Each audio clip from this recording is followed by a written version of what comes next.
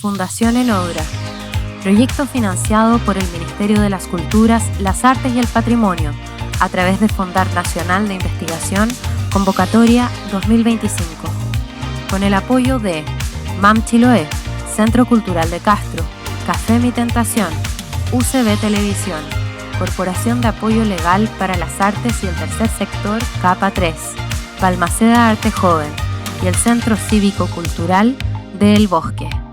Presentan La Galería Pedagógica, un proyecto que conecta arte y educación. Hola, estamos en un nuevo capítulo de La Galería Pedagógica, un podcast en donde mezclamos arte y pedagogía. Y en esta ocasión tenemos una súper invitada que es Wiki Pitela. La Wiki. Hola, ¿qué tal? ¿Qué tal aquí? Y nada, pues Wiki, primero darte las gracias por asistir a esta sesión, por haber aceptado esta invitación. Y ahora voy a hacer una mini presentación de lo que, para contextualizar tu rol en las artes visuales y en lo que respecta un poco a la pedagogía, pero básicamente es lo que tiene que ver con el arte, las artes visuales y el arte contemporáneo. Ya. Wiki Pirela es licenciada en Artes Plásticas, mención Artes Gráficas por Uniarte, Caracas 2016, y diplomada en Extensión en Artes Visuales por la Universidad de Chile el año 2019. Su práctica artística se centra en la investigación de los espacios domésticos y sus narrativas, utilizando técnicas como el ensamblaje, la instalación y las intervenciones espaciales. Desde sus inicios en el Cerro Caracas, su trabajo ha buscado rescatar la poesía como forma de resistencia frente a contextos violentos y marginales. Actualmente reside en Chile, donde continúa explorando temas como la migración, el cuerpo hablante y los territorios invisibilizados a través de una bitácora visual de carácter autobiográfico. Ha participado en exposiciones individuales y colectivas tanto en Venezuela como en Chile, desarrollando una obra que propone preguntas abiertas sobre lo íntimo, lo político y lo desplazado. Ahí estamos con Wiki. ¿Te gustó? Gracias. Sí, está muy bien.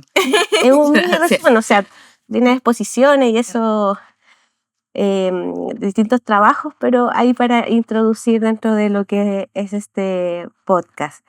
Oye, Wiki, como te explicaba, esta conversación tiene relación con lo que es el arte y la pedagogía, pero también entendiendo la pedagogía no desde un punto de vista formal, es decir, escuelas, universidades, institutos, sino que también desde una perspectiva de los procesos de aprendizaje que tienen las personas, de la conversación, de impartir un taller, etc. Y en ese sentido, quisiera saber, ¿tú cómo te presentas? ¿Te presentas como artista visual? ¿Te presentas como profesora, como tallerista, como docente? ¿Cómo es tu presentación en ese sentido? ¿O cómo te sientes más cómoda? Sí, es una buena pregunta. O sea, en mi práctica artística me presento siempre como artista visual, pero en esta parte más educativa nunca he logrado encontrar un nombre con el que me siento totalmente tranquila. Usualmente uso más el de tallerista, pero no me gusta cómo suena. A veces soy un poco fastidiosa con las palabras. La palabra tallerista no me parece atractiva. Ya. Pero bueno, tampoco tengo una educación formal como profesora, entonces tampoco me enunciaría desde allí, entendiendo que hay un montón de herramientas que todavía tengo que aprender, ¿no? Pero sí me encanta desde siempre tener ese vínculo con la parte más educativa, que tiene que ver con esto de hacer grupos, hacer comunidad, compartir conocimientos, entrar también en discusiones o conversaciones del pensamiento crítico y que las artes sean una herramienta para llegar a ciertos puntos, ¿no? A ciertos temas. Abordar problemas mucho más grandes, más sociales, a través de referencias artísticas, de referencias literarias y de una conversación que también muchas veces se traduce en ejercicios manuales, ejercicios escriturales, pero sí me encanta muchísimo lo que significa potenciar el trabajo visual con esta parte más de talleres. Perfecto. Oye, Wiki, ¿tú nos podrías contar así como muy brevemente sobre tu formación en el ámbito de las artes visuales? Y bueno, y eso cómo, más o menos, ya viste antecedentes de eso, pero cómo se va encaminando hacia el hecho de enseñar lo que tú has aprendido y lo que estás haciendo. Sí, estudié en la UNEARTE, afortunadamente en Venezuela. La educación universitaria es gratuita, entonces fue una opción que yo tomé porque del sector que yo vengo, que es Ujú, una clase bastante empobrecida, optar por una universidad siempre es un tema, ¿no? No solamente por una cuestión económica, sino por lo que implica, ujú, ¿no? Mantenerse en una universidad. Y una de las cosas que a mí también me ha hecho enfocarme mucho en esta parte de generar espacios de taller, de discusiones, de conocimiento, tiene que ver con que mi educación siempre fue en el barrio, en el ujú, sector del cerro, entonces yo nunca salí de esa burbuja. Yo vine conociendo museos, teatros ya después de adulta, ya después que entré a la universidad. Y para mí fue un choque muy grande porque la universidad me mostró que había un mundo muy grande que yo desconocía totalmente y que sigo sin conocer completamente, porque de hecho hay zonas del este de Caracas que yo ujú. nunca he ido. Y las he conocido un poco por compañeros o compañeras que estudiaron conmigo y que vivían allí. Entonces, para mí, entrar en esta institución fue un puente, no solamente a nivel geográfico, ¿no? Sino Ujú, también de conocimiento. Y también fue un choque muy grande porque muchas veces pasé vergüenza porque obviamente hay un montón de cosas que hasta ese momento yo desconocía, mientras mis compañeros hablaban, no sé, de filosofía, de Platón, de Nietzsche, XY, yo no tenía ni idea de quiénes eran esas personas. Entonces fue un choque porque también sentí mucha vergüenza de este desconocimiento que ahora entiendo totalmente que el conocimiento es situado, ¿no? Entonces yo tenía otro tipo de experiencias y conocimientos que quizás mis compañeros no, seguramente no, al igual que ellos otros, que tienen que ver también con algo mucho más formal. ujú. Y para mí por eso es tan importante generar espacios de conversación, de compartir. A mí me encanta mucho un libro que leo y me gusta compartirlo, si es posible, no sé, me encantaría tener como una impresora que expanda ese conocimiento porque es algo que, sobre todo en ciertas zonas de las ciudades y de las sociedades, está negado. Y está negado no desde una cosa de no pasa, sino desde lo invisible, Ya. desde el no es necesario, ¿no? No sé si me estoy explicando. Ujú. Así que bueno, nada, yo creo que ese es mi enlace principal con este tema que tiene que ver más con lo educativo, obviamente desde lo que he vivido y desde mis memorias. Me parece que también algo lindo de esta parte no tan formal como los talleres o algo mucho más sin una pretensión de notas Claro. o algo así, es que también hay una soltura, ¿no? Hay una soltura en la gente que va y hay una soltura también en lo que se va gestando, porque no hay una pretensión tampoco, no, no hay como un fin de pasar una materia o un fin de tener una nota alta o un fin de tener la razón en algo, sino más de compartir. Perfecto. Sí, no recuerdo si lo hablaba con Leslie o con Sofía, que es otra de las chicas que entrevistamos, y claro, como que les comentaba que yo tuve una profesora en el Liceo Experimental Artístico y nos decía que efectivamente la nota como que entorpece el proceso de aprendizaje. Mm, O sea, está bien, hay que, en la educación formal tienes que medirla con nota, con ciertos parámetros, pero sin embargo, si aquí el foco no está en la nota, sino que está en lo que estás aprendiendo, en lo que estás compartiendo y se están retroalimentando las personas que están participando de esa instancia. Entonces yo creo que eso es una de las cuestiones súper bonitas que se dan en los talleres que tú participas, que lo veo Magdalena que también participa en este podcast, así lo nombra, u otras artistas que también han ido a tus talleres. Así que bien. Oye, Wiki, así como para saber, ¿tienes algún referente que te haya marcado, inspirado, tanto puede ser en términos de la educación, o sea, como en la pedagogía, pero, o muy bien en términos artísticos, como qué te ha inspirado? Puede ser un artista, puede ser un familiar, puede ser un, no sé, lo que tú... Bueno, a mí hay muchísimas cosas que me inspiran, muchas personas también. Lo primero que se me vino a la cabeza cuando me hiciste la pregunta es mi mamá.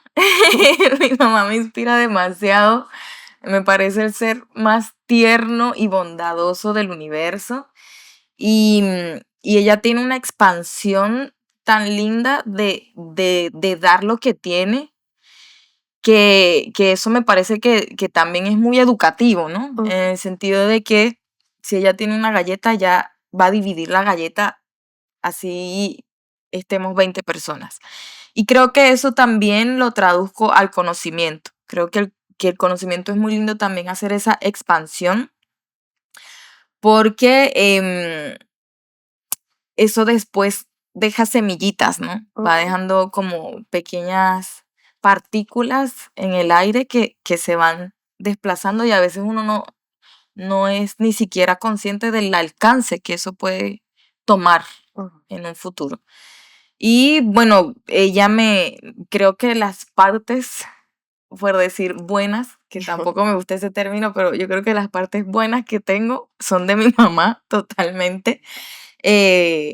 Y eso me ha inspirado mucho también a tratar de copiarla, imitarla. En ese sentido, no me considero ni de lejos la mitad de bondadosa que ella, pero sí a veces cuando entro como en esos pensamientos intrusivos, ella viene a mi mente y ahí como que uno suelta.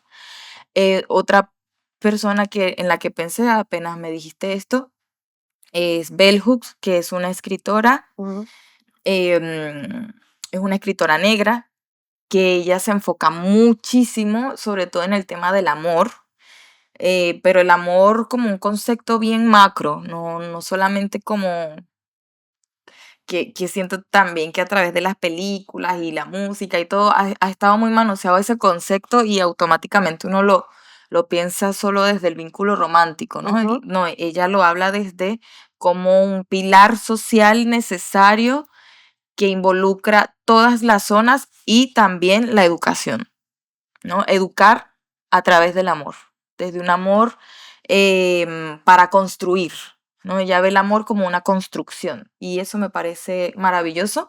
Y también mencionaría otra autora que me encanta, es haitiana, no sé si pronuncio bien su nombre, pero es Edwidge Danticat, que tiene bueno, escribe bellísimo, pero hay un libro que particularmente me ayuda muchísimo a la hora de pensar y articular estos espacios colaborativos, que es Crear en Peligro, donde es un ensayo brillante, donde habla un montón de esto, ¿no? De que a veces uno piensa mucho en el presente y a veces no le damos el peso a lo que hacemos hoy va a significar en el mañana, ¿no? Que eso tiene un millón de connotaciones.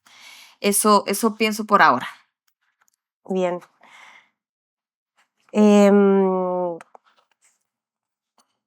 Bueno, vamos a pasar a una segunda sección sobre el podcast, o sea, sobre esta entrevista que tiene más relación como este cruce de arte y pedagogía, que si bien está en la primera sección, pero quería consultarte de qué manera tú sientes que tu trabajo artístico influye en tu práctica pedagógica. Y eso lo digo también desde el punto de vista de cómo es tu obra.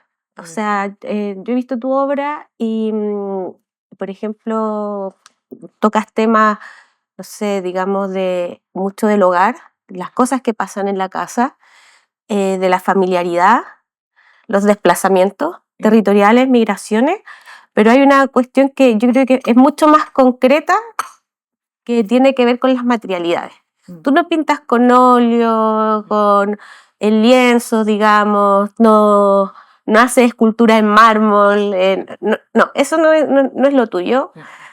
No digo que seas bueno o mal en eso, no tengo idea en realidad, pero lo que tienes una cuestión que es muy característica, que tiene que ver con las materialidades, quiero decir, que tú puedes encontrar en el hogar.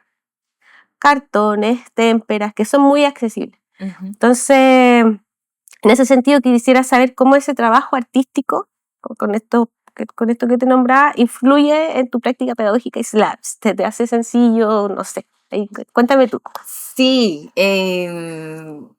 bueno, como bien ya lo he venido diciendo, y como tú también lo mencionaste, a mí me gusta mucho este juego entre arte y vida, y la verdad es que, insisto, vengo de un sector de Caracas muy precarizado, donde hemos aprendido a hacer de todo con nada.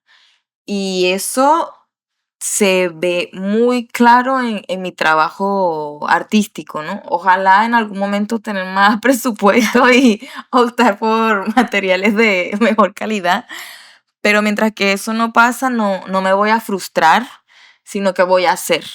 Y eso es algo que también trato de que hagamos en estos talleres que hago, ¿no? Y también, por ejemplo, cuando voy sobre todo a escuelas o con talleres con infancias, me encanta decirles las posibilidades de creación que tienen, que ya es algo que tienen, ¿no?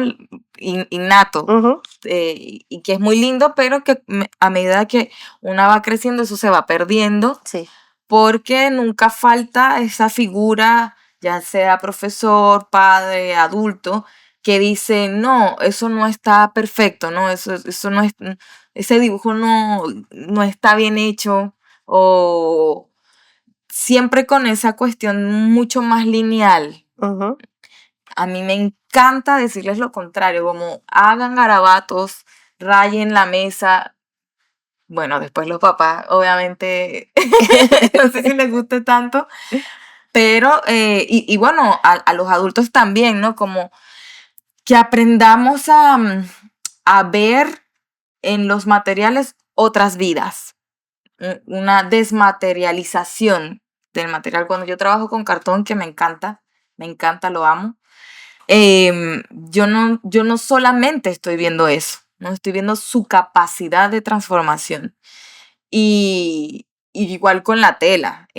Ahora, por ejemplo, afortunadamente uso telas de mejor calidad y todo, pero antes yo las recogía, ¿no? Iba por el Yungay caminando y habían siempre bolsas de tela y ahí uno tiene como es lo que te decía, ver la capacidad de transformación de ese material, de ese objeto. Y creo que eso tiene mucho que ver con una perspectiva ligada totalmente a mi biografía, que tiene que ver efectivamente con tener poco acceso a ciertas cosas.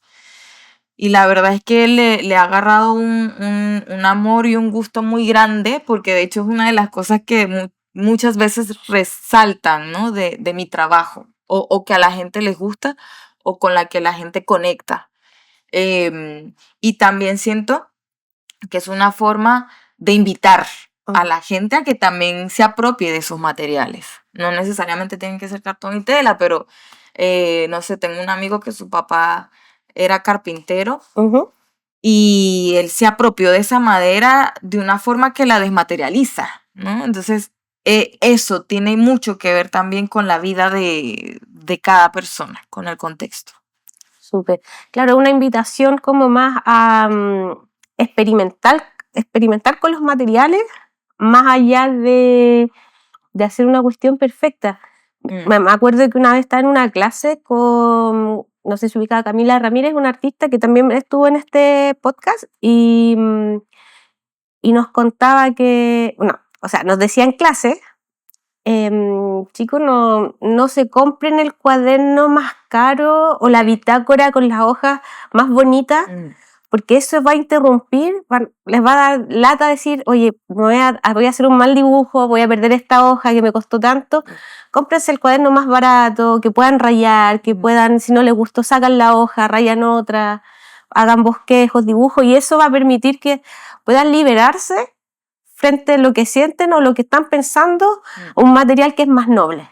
Total, me encanta. Entonces, eso, yo cuando veo tus obras me pasa eso. Como que siento que el hecho de que el material sea más noble, que sea no tan rico en el sentido como en dinero, digamos que no haya costado tanto, permite que uno se exprese más porque pierdes ese miedo de embarrarla, de hacerlo mal. Hay una soltura. Claro. Hay una soltura, sí. Entonces eso es muy bonito. Entonces, bueno, yo también me voy a ir hacia otro lado, pero si bien tú trabajas en tu obra que es muy característica y en tus talleres como que vas insertando tu forma de trabajo, que es lo que vas enseñando, desde ese punto de vista, tú cuando miras la educación formal, ya sea universitaria, escolar, ¿sientes que hay alguna tensión? O sea, como que no va por ahí la cosa, así como, no, esto no debiese ser así, o no te gusta, o sientes que, no sé si me entiendes la pregunta. Sí, te entiendo perfectamente. A mí me pasa con la educación formal o la universidad, que como te digo, para mí me ayudó mucho, pero más allá de los aspectos técnicos o formales, me ayudó a encontrar una parte totalmente desconocida que tiene que ver con el salir de la burbuja, ¿no? Que te comentaba. Pasa que también la sociedad segmenta mucho los grupos sociales y creo que la universidad, por lo menos en Venezuela, creo que aquí funciona diferente. La universidad en Venezuela es un espacio donde se unen muchas burbujas y creo que estar frente a ese espejo, conocer otras realidades, o sea, mientras que yo vivía en un cerro, en una casa diminuta, había una niña que tenía una mansión, ¿no? Entonces, a mí me ayudó mucho ese mundo universitario a conocerme más, a conocer más y a conocerme más. Entonces, le tengo un particular agradecimiento que eso también, o sea, tampoco me ciega, ¿no? De entender esos puntos donde siento que muchas veces caemos en, por ejemplo, un eurocentrismo agudo, porque como te digo, los filósofos, las referencias que se estudiaron, que me ayudaron un montón porque no conocía a ninguno, en su mayoría eran personas de Europa, cuando en Latinoamérica tenemos un montón de gente haciendo cosas increíbles también. Creo que ese lugar académico, que muchas veces también tiene una estructura súper clara de a lo que apunta y a dónde nos apunta, necesita urgentemente una modificación. Pero también entiendo por qué no pasa esa modificación.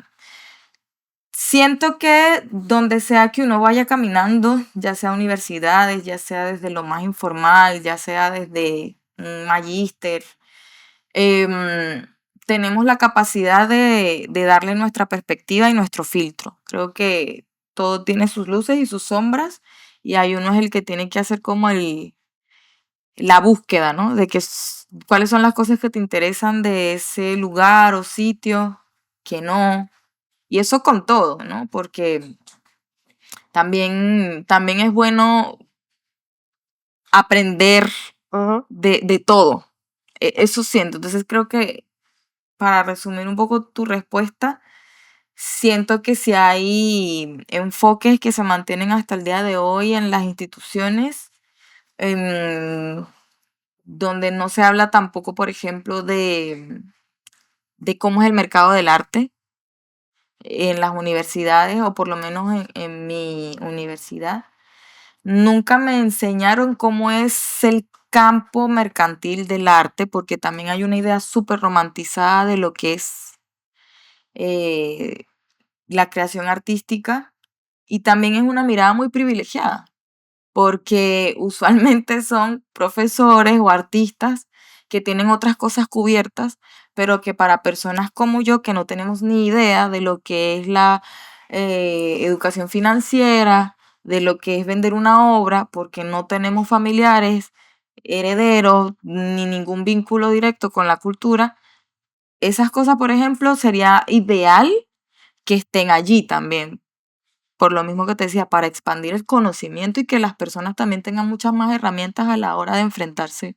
al campo laboral. Sí, esa crítica en todo caso cae en todos lados. O sea, acá uno estudia licenciatura en artes visuales y tampoco tiene, cuando sale, como si te dedicas netamente a lo que es artes visuales, que es que claramente hacer obras, poner, ya, pero después que expusiste esa obra, ¿qué hago con esa obra? ¿La vendo? ¿En cuanto la vendo? ¿Dónde se mueve eso? Porque finalmente es lo que te da para comer, pues. Total. Y eso nos enseña, o se dan pequeñas luces de qué podría ser, pero no hay una especialización con eso, que qué es lo que Total. va a hacer en el campo laboral. Entonces, claro, esa crítica también existe aquí en todas las universidades, desde la Chile puede ser hasta la privada, digamos, hasta las más privadas. Entonces, si yo comparto eso con eso. Oye, Wiki, no sé si, no sé si tú consideras de algún modo que el sistema educativo chileno, porque tú acá has pasado igual por diplomados, cosas así, bueno, y además lo que tú observas también, no necesariamente que tú hayas pasado por ahí, pero sientes que es un espacio de una pedagogía que sea de carácter emancipador o liberador, como, o sientes que no, que es como más reservado. Mm. em, eh, A mí me pasa sobre todo con ese diplomado que tomé, que eso fue uno de los primeros, creo que tenía un año o un par de meses en Chile, ya no recuerdo muy bien. Pero yo tenía muchas ganas de seguir estudiando porque ese era mi plan antes de que empezara toda la crisis económica en Venezuela. Mi plan era seguir estudiando porque me gusta. ujú. Em, y vi este diplomado, yo no entendía muy bien todavía el valor del peso chileno y lo encontré, yo me acuerdo que eran 90.000 pesos mensual, Mensual, sí, sí. sí, mensual. Y pensé que iba a ser muy fácil de pagar y después me di cuenta de que no fue así. No me arrepiento porque me ayudó mucho a conocer el arte chileno, sobre todo. Creo que el 80% de lo que sé hoy del arte chileno fue gracias a ese diplomado porque obviamente compartieron un montón de referencias que no conocía y que me gustaron un montón. Em, no sé si No sé si haya sido la mejor decisión porque, bueno, después tuvo como un efecto colateral en mi economía, pero sí me ayudó mucho como a entender el territorio chileno en cuanto a arte. Ujú. Pero ese diplomado también tenía una particularidad que era muy de ponencia, ¿no? Era como, había un profesor con ciertos temas, y ahí te hacía como una pequeña ponencia, no hubo tampoco tanto como esa, El diálogo. claro, sí, o sea, uno no podía intervenir en ciertas cosas, pero era mucho más de ponencia que de generar quizás vínculos entre pares. Entonces, para mí me sirvió mucho, siento yo, porque, insisto, no conocía nada del arte chileno, pero claro, no se gestó tanto como ese intercambio, ¿no? Ujú. Con los demás. Esa es mi única experiencia vivida porque es de la Universidad de Chile.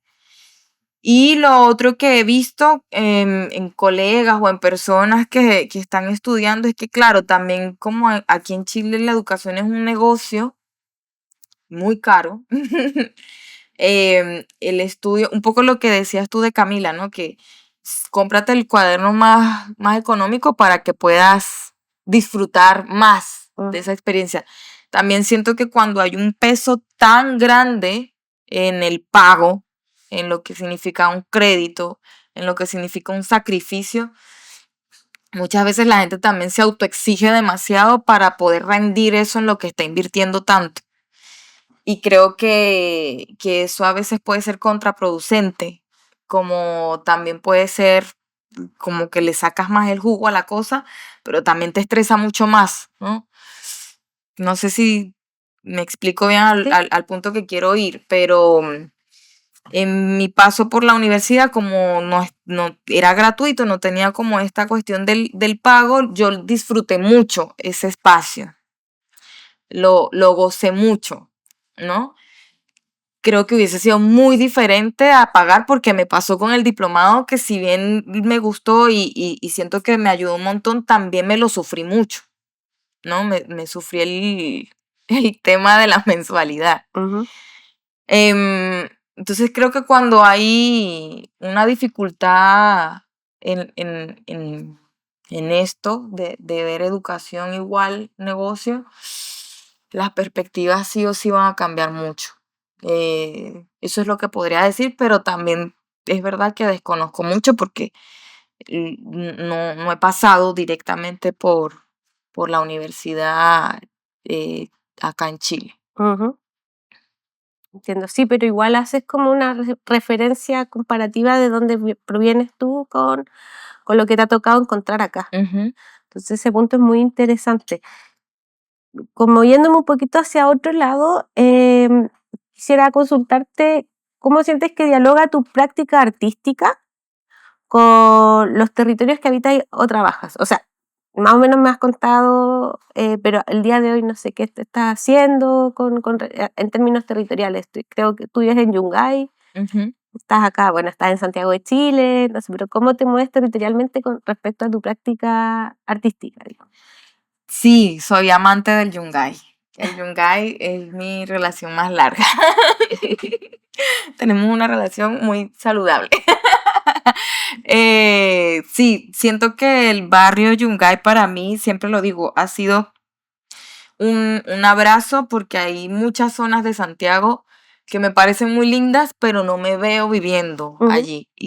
Y el Yungay tiene como una cosa muy linda, muy de barrio, muy suave y muy tranquilo. A diferencia del lugar del que yo vengo, que también amo profundamente mi cerro, parte de lo que soy, pero el cerro tiene una cosa que es una velocidad, un volumen, un ruido, un baile, pero también una violencia, pero también una suciedad, pero también un olor, es mucho de todo, ya. es mucho de todo.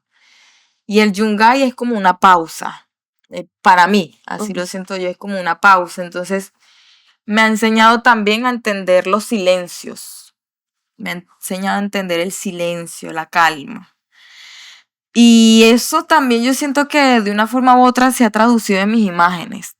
ujú, Obviamente la presencia del cerro es de un porcentaje muy alto, porque bueno, viví 24 años allí y cada vez que puedo volver lo hago porque me encanta con todo lo denso que es y con todo lo demoníaco que puede ser, me encanta. Pero algo que valoro mucho de habitar como el territorio del Yungay es ujú. eso, ¿no? Como esa parte mucho más suavecita de vivir. Qué bonito. Sí, como distintos, como distintas caras, pero las dos las sabes vivir bien, así como sacarle lo mejor de cada uno.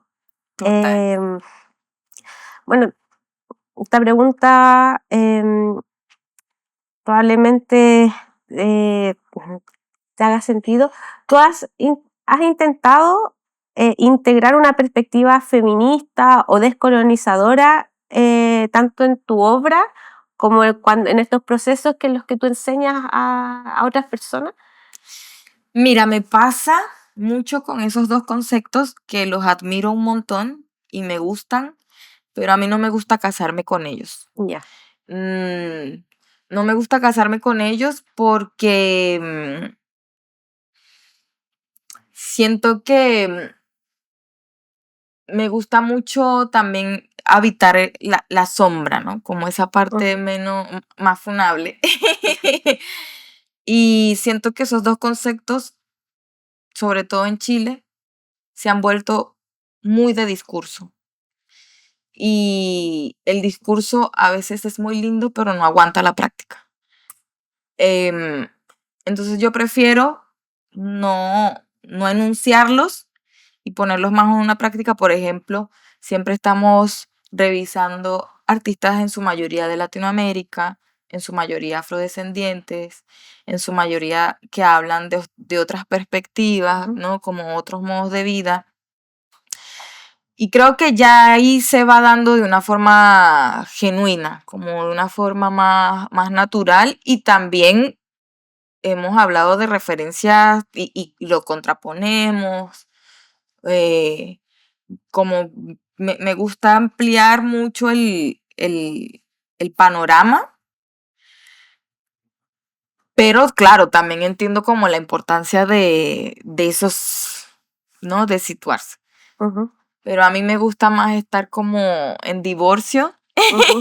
en divorcio con esos conceptos, pero sí, obviamente, acompañarme de ellos, pues, pero más que sean una compañía, más que desde militarlos.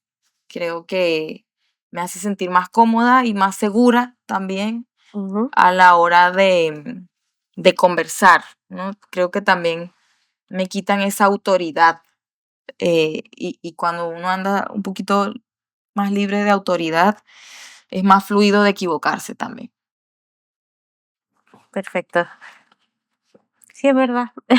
Y comparto 100% lo que dices. Además que más allá de hablarlo, o sea, como en el discurso, es mucho más valioso hacerlo. O sea, como estamos hablando o sea, hablar de descolonización o practicarla. No sé. Entonces, ahí hay una diferencia y a mi parecer creo que es mucho más valioso irla practicando. Aunque no se nombre, Ujú. pero se va haciendo.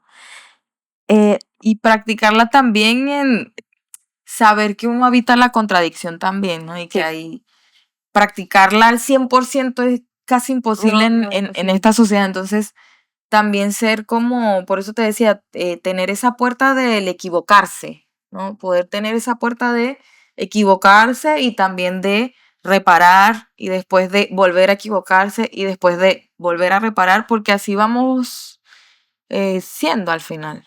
Sí, Eso. bueno, y en el error está el aprendizaje, una profecía eso.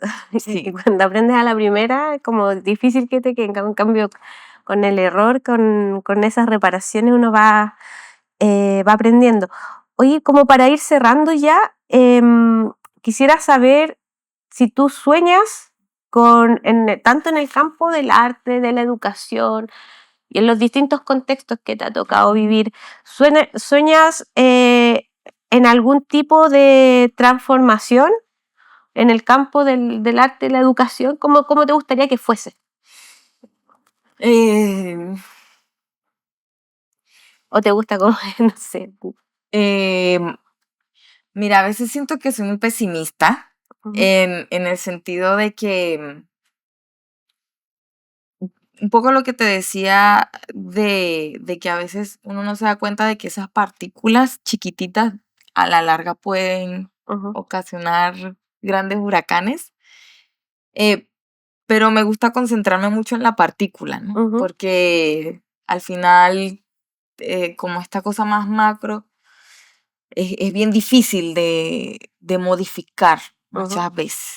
Es muy difícil, no es imposible, porque también es cierto que si uno se cierra mucho la idea de, bueno, esto está muy difícil, esto está muy establecido, no va a cambiar nunca, tampoco es la idea. pero por eso también apunto mucho a que en los talleres se lleven pequeñas prácticas que pueden en su cotidiano quizás modificar ciertas cosas y quizás no es la palabra ideal modificar, pero quizás sí incluir, como por ejemplo escribirnos, ¿no? Constantemente, que siento que es algo que deberíamos hacer más, sin importar si te dedicas a las artes o no, escribirnos, ser más consciente de cuando también hemos sido opresores, porque lo hemos sido. Somos oprimidos, pero también muchas veces somos opresores. Y para admitir eso, hay que pasar un rato con una misma. Ujú. Y creo que esas cositas, que no son tan cositas, sino también que se pueden volver bastante grandes, sí pueden hacer un cambio, quizás no tan macro, pero sí desde tu núcleo, Ujú. ¿no? Como desde núcleos más abarcables. En cuanto a la educación, bueno, es una realidad que hay muchas cosas que están obsoletas. Yo lo veo, por ejemplo, con mis sobrinitos que la pasan súper mal yendo a clases porque se aburren un montón. Obviamente, ahora tenemos un montón de pantallas, un montón de internet, de acceso a la tecnología, que quizás cuando tú y yo éramos chicas no teníamos tanto. Y obviamente si le pones un pizarrón con una tiza, va a ser súper poco atractivo. Y hay mecanismos que hay que modificar, pero que no se modifican porque al final también hay una intención en eso. Esas transformaciones a mí me parecen vitales, que hay que hacerlas. No sé si se vayan a hacer, Ujú. pero sí me concentro mucho, como te decía, quizás en desde el pequeño grupo poder proponer cosas y poder también estar abierta a que me propongan cosas. Perfecto, me gusta. Ya, y con esta sí cerramos, que básicamente quisiera saber algún pensamiento que quieras compartir con nosotros para cerrar. Algo que no te pregunté, algo que quisieras compartir, la próxima exposición. A ver.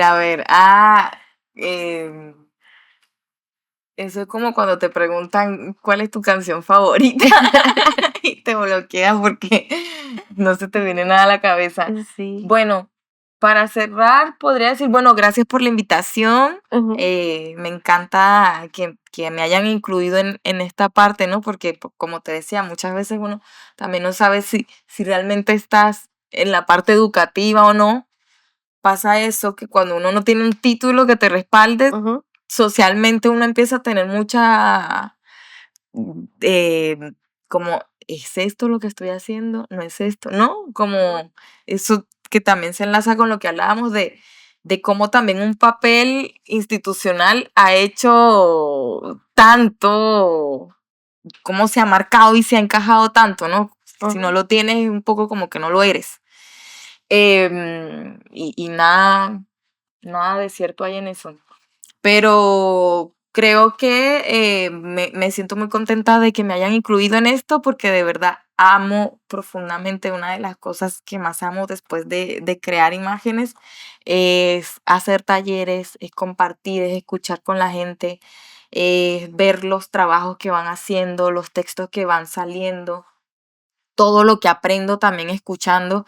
Es algo que me apasiona mucho y me encantaría tener más tiempo y quizás más, no sé, un soporte económico Ujú. que me ayudase a dedicarme más tiempo a eso también. Pero bueno, eso es lo que puedo decir. Está bien. Oye, Wiki, muchas gracias por haber aceptado la invitación. O sea, te devuelvo las gracias, no sé, como que nosotros te invitamos a este espacio, pero para nosotros ha sido muy valioso que hayas aceptado. Nosotros valoramos mucho los talleres que das, nos encanta tu obra, muy bonita, muy reflexiva. Así que eso, te vuelvo a agradecer y eso sería este capítulo. Muchas gracias. Gracias.